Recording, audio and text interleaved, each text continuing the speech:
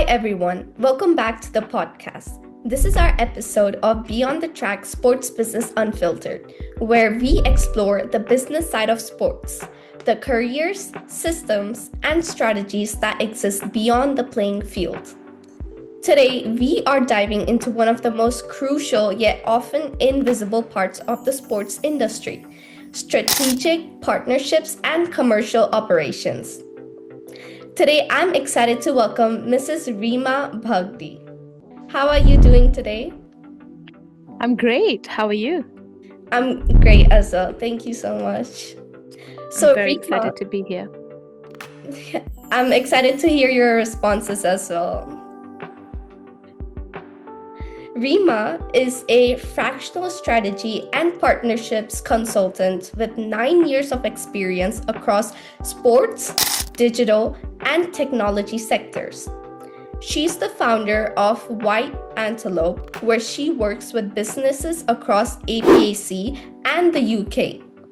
What makes her story particularly interesting is her diverse journey through the sports industry. She worked as a strategic partnerships manager for the IPL, which I'm sure that everyone knows, at IMG, which is one of the world's biggest sporting properties. She's also worked at the Disney Star India managing network events, and more recently, she's expanded into tech and digital industries with roles at Geo One and Digital 8.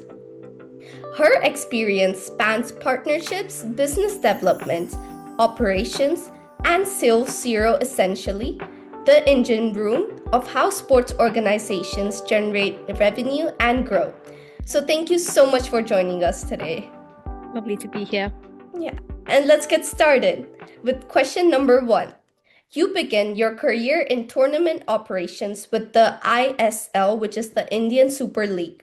So, what were the three core responsibilities you owned, and which one taught you the most about how sports business actually works? Yeah, sure. So I just for the ISL, my sporting career actually started with IMG, doing tournament operations, and then I did another contract with the ISL. So I spent more time doing operations at IPL than at ISL. And both these roles, what they taught me, or the things that I owned with them, was stakeholder engagement, which is not just dependent on one person. Who puts together a tournament is multiple stakeholders. That means stadium authorities, federations, that means teams of volunteers, suppliers. Everyone comes together to put the tournament. It's not a one-man show. Another thing that I managed was crisis management, which means we always have to have backup plan. It doesn't always go to plan, but it's important to make sure that we have backup plans that consider when things do go wrong, because it's a very high stakes environment. And lastly, it's managing logistics for teams and officials. And sort of this tells us how crucial timing is. When we're working in sport, revenues are tied to broadcasts, to partnerships, and moving or something happening 5 minutes late can result in real business consequences with loss of exposure, loss of prime time broadcast. And yeah, it's just a ripple effect from there on. So I would say these three are the top three that come to mind when we're talking about core operations. Yeah, I think it's really interesting the way you describe them, and also that you all would always need backups and sometimes even backups of backups because you cannot be reliant on one person. And I think that's quite Yeah. interesting.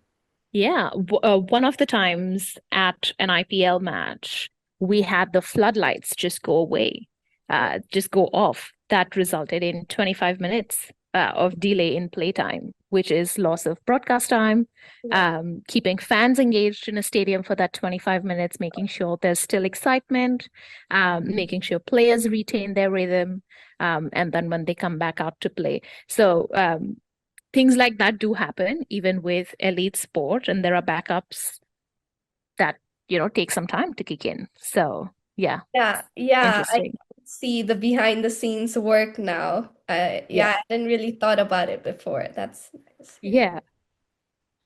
All right, now moving on to the second question. So you said that you have moved to the IPL from the IMG, working on strategic partnerships, and that's a huge leap. So how did the skills from operations help you in this more high-level deal-making role? Yeah. I think I've always been interested in working in partnerships. And I think what really helped or what added to the partnership skills was understanding operations. And when we're talking partnerships, the sky is the limit. You could want to do things A, B, and C, but having that strong background in operations sort of got me to understand the reality of what can or cannot happen. So, Mm, if, for example, we have a car partner who wants to have a car on the playing field, but it's practically not possible to have the car riding on the grass, for example. So, you have to find ways to work with on ground teams, partnership teams, the curating staff that take care of the ground, finding ways to make sure that practicality aligns with partnership goals and objectives, which is to make sure that we're doing right by the partner, but also maintaining sanctity of the sport. And the sanctity of cricket, for example, in that scenario. So I think it's for me, it's been a boon to be able to work in operations and then move to partnerships and then start to understand the business of sport deeper, and to see eventually what brings in the revenue that then drives the engine. yeah, definitely. I think it's really nice to see that.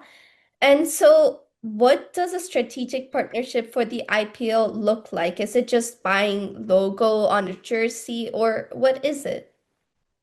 Um, I love that question, because it's been a slow movement from the assumption that it is purely logo, and a lot of that is important, don't get me wrong, but I think it starts to get a lot deeper when we talk about a strategic partnership, especially at an event like IPL. Um, it goes a lot deeper in aligning what the objective is, why a brand wants to join hands with a property like the IPL. They're wanting to engage with the just shy of 1 billion fans of the sport.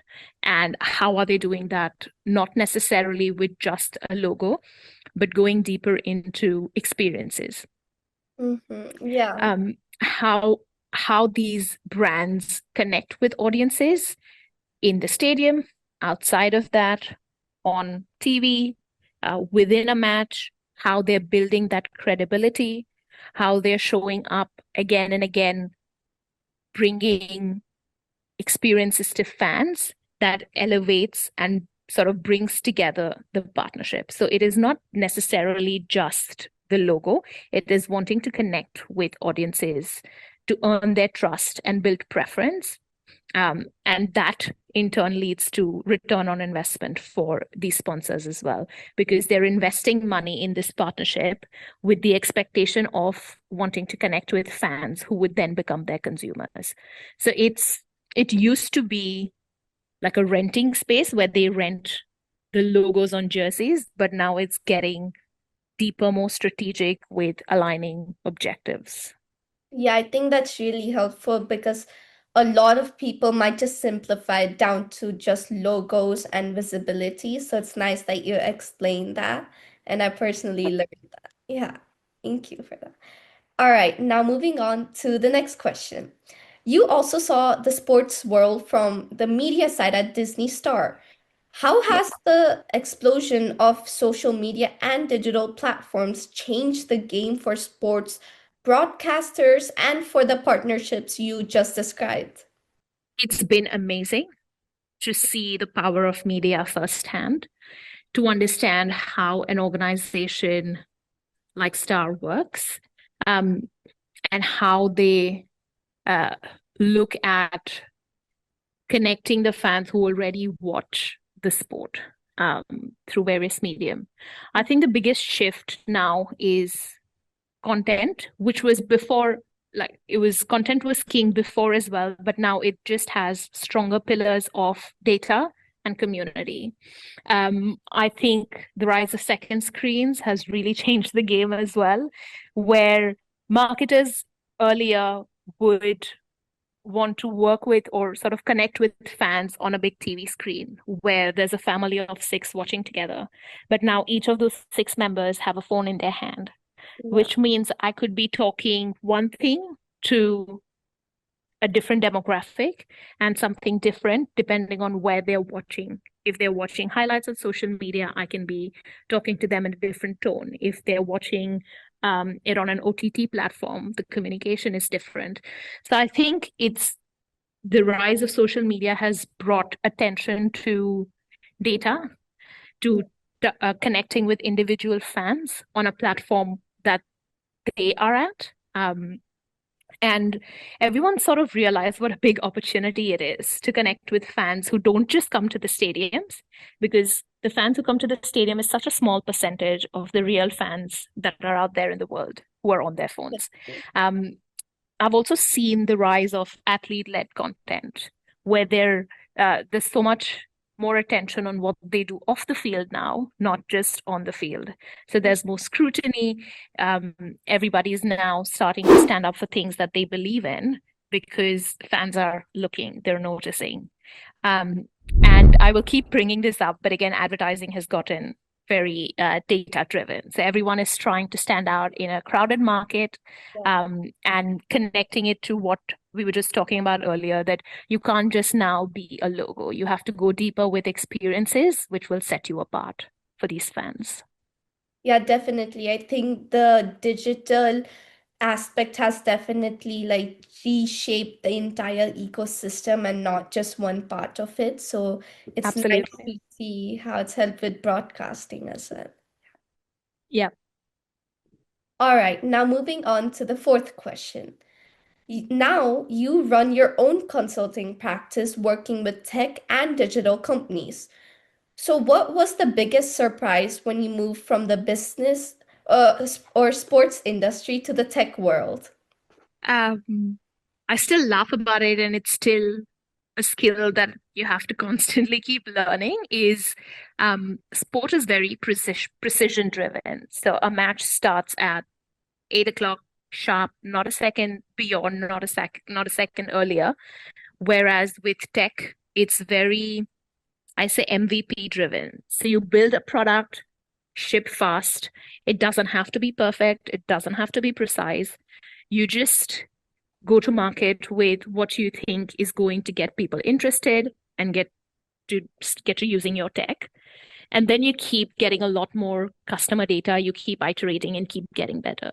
So I think the biggest difference is the level of precision between tech and sport. And on the flip side, um, the same thing is um, also sport is very emotion driven, Yeah. whereas tech is sort of facilitating. Tech in itself doesn't arouse emotion the way sport does, or doesn't arouse following and passion the way sport does. Um, and decision making, I think, in live sport is a lot crucial. Whereas with tech, you have a little bit more time. If something is wrong, there are ways to mitigate that, and it doesn't cost millions necessarily. Well, it can still be, it does still have revenue impact. But I think with live sport is a tad bit more crucial. Oh yeah. Yeah, definitely. I thank you for describing the differences and just telling us how different sports and the business or tech industry really is. So thank you for doing that. And now moving on Yep. to our last question. What should a teenager or like a 15-year-old who loves sports but isn't necessarily going to be a pro athlete be doing right now to build a career like yours? Um, I think the biggest one would be to keep following your passion. Mm. Don't give up. You will be knocked down a lot of times, but it's true what they say, that it's not just how many times you get knocked down, but your ability to get up and keep at it again and again. Volunteer at sports events, build communication skills, actually play a sport that you're doing already, which is great because it teaches you so many skills that get you ready for the world. Mhm. Um, I think something that's becoming increasingly important, in today's world is also starting to, and something that I feel I could have done differently or better if I was talking to my younger self, would be to study the business of sport, which again is something you're doing via this podcast, right? You have to also sort of realize that sport feels glamorous. But if you listen to stories of people who've worked in sport, they will tell you it's far from it. It is a lot of hard work that goes on behind the scenes to Yeah. put together an event. Um, I would also say take action, um, because confidence comes from it. Yeah. And lastly is relationships. That is, if there's one thing that I would want to tell everybody, is to learn how to build good relationships and maintain relationships, because they are crucial in today's world, and they can open doors um, that sometimes you feel like there is no way to go through this, and you just would have met somebody who you spoke to 5 years ago. Something that we did at the start of this call, right? We have a relationship. We said, let's do what can we do outside of this, and that's how relationships sort of help propel careers Yeah. faster than people who don't work on that skill. Yeah, yeah, definitely. And thank you for your advice because I personally agree with what you said as well. And Yep. now let's move on to our rapid fire question section. So, starting off with one Yep. app you cannot work without. Ooh, there's a few. Um, I think work-wise, I have just started using Notion. It's a way to just organize work life. It allows you to um, organize, build the way you want to. There's a lot of flexibility around the app. So I'm starting to I've sort of I'm sort of in somewhere in between using Notion. So that's something that I would recommend. Otherwise, I really enjoy podcasts. I think that's a really good app to have. But the one thing that I always rely on is just a simple paper and pen. Like, I love to write. It just helps me retain better, think clear, think clearer, um, and yeah, reflect better as well. Yeah, I also prefer pen and paper and not like much of technology, but I never Yeah, heard about that app that you said. Notion. Yeah, Notion. Yes. Yeah, it's generally a lot of organizations use that. It's sort of like your knowledge base, Mm. which means it could have everything from, you could build a website and publish it on Notion. You could have all your work, education, notes, meetings, checklists, everything potentially work-wise, fam personal life-wise, you could have it on Notion. It's worth checking out. Yeah, that sounds like a good app. I should be getting a commission from Notion. All right, now on to the second one. One underrated soft skill that beats technical skills in the first 2 years. Um, Relationship building. And something that ties into that is your listening skills. Um, Listen to listen, don't listen to respond. The more you listen, the better you listen, the deeper your relationships will be. Yes, yeah, definitely agree. And then best non-obvious place to find mentors or internships. I may feel like a broken record, but I think through relationships that you build. Uh, Um, And what they look like is, for example, I've worked with multiple vendors when we're implementing million-dollar partnerships. So what logos look like, what tech looks like. Um, and I've been offered lots of jobs through these vendors as well. So vendors, other agencies who are actually seeing you work in real time. I actually got my role at Star because when I was working at ISL, someone saw me show up at my work and they saw what I liked, and I was approached by someone for that Oh, role at Star TV. So, yeah, relationships. Everyone's watching when you're at work. So be professional and yeah, yeah, do that's good work. definitely important. Yeah. All right. And then a guilty habit from your early career that actually taught you something useful? Ooh, um, that's a big one, actually. Um, I have always been someone who wanted to do multiple things at the same time. So I would always say yes to pretty much every work request, Mhm. stretch myself too thin. And I think I've learned now that it's important to say no. Saying no is an art, and it is an important skill that protects your boundaries, that allows you to show up with more energy. And not everything is useful when you say yes to it. Sometimes, even if it appears that this is going to be helpful, useful, glamorous, it's important to say no and protect a lot of yourself too. So I think that's one skill. And also saying no to clients strategically sometimes. You cannot always be a yes person. So I think that's something that I've learned over the years and continue to learn. Yeah, I definitely agree because in some places it's important to say no and you can't say yes every time or to Yeah. please someone.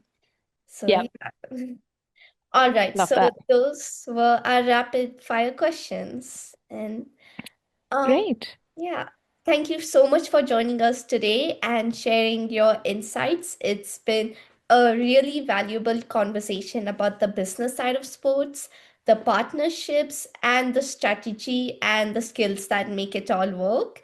And for everyone listening, I hope this episode showed you that sports careers go way beyond the playing field. There are roles in partnerships, operations, sales, strategy, and so much more.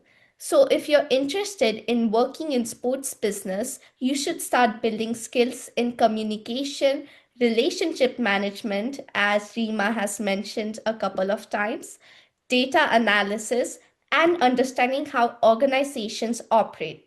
And most importantly, stay curious and learn how different industries connect. Thank you all for tuning in to this episode of Beyond the Track Sports Business Unfiltered. See you in the next episode.